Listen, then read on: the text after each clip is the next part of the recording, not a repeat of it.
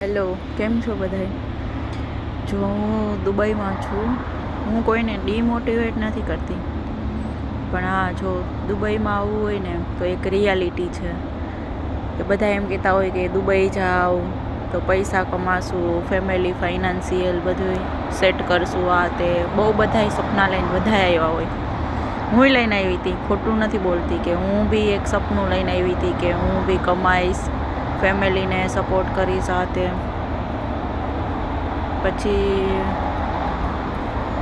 અહીંયા આવો ને એટલે તમારામાં મતલબ ડ્યુટી કરવાનું એમ હોય કે આપણે ઇન્ડિયામાં કેવું હોય કે વધીને 8 કલાક હોય, એનાથી વધારે ના હોય.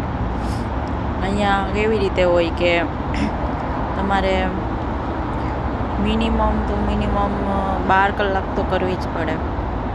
સવારે તમારે 9 થી 9નો ટાઈમ હોય, કાં સવારે 7 થી 7નો હોય. પછી એમાં તમારે એક્સ્ટ્રા અવર કરવા હોય કે 10 વાગ્યા સુધી, 11 વાગ્યા સુધી, તો તમને ઓવર ટાઈમ આપે.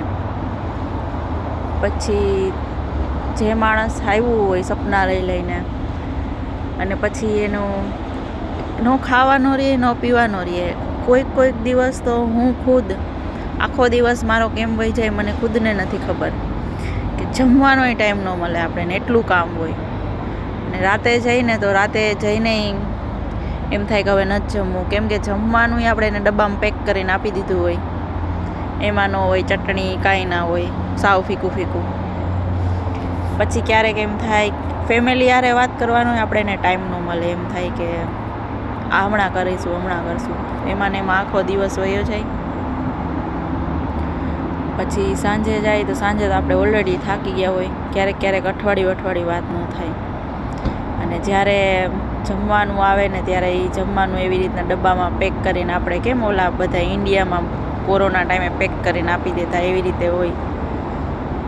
પછી ત્યારે જે ફેમિલી યાદ આવે ને ત્યારે એમ થાય કે એના કરતાં તો 20,000ની જોબે ઇન્ડિયામાં સારી. એમ માણસ પછી ક્યાંયનું ન રહે, એમ કે ખુદને ભૂલી જાય, એટલું બિઝી કરી નાખે કે વિચાર આવે કે હું શું હતું અને શું થઈ ગયું.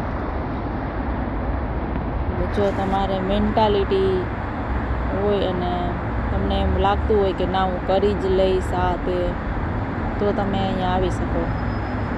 બાકી તમે એમ વિચારતા હોય કે હા હું જઈશ દિરામમાં જ કમાવા માંડીશ, આ તે નોટ પોસિબલ. કેમ કે અહીંયા બધાનું સાંભળવું પડે.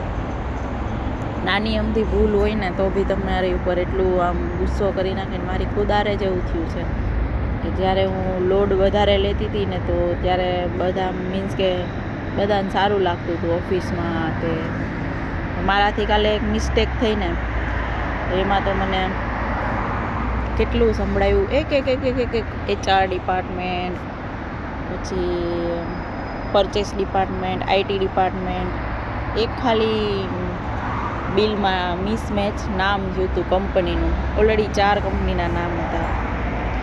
તો સાંભળવું પડે, ક્યારેક ઘરનું ન સાંભળવું હોય પણ બહારનું સાંભળવું પડે.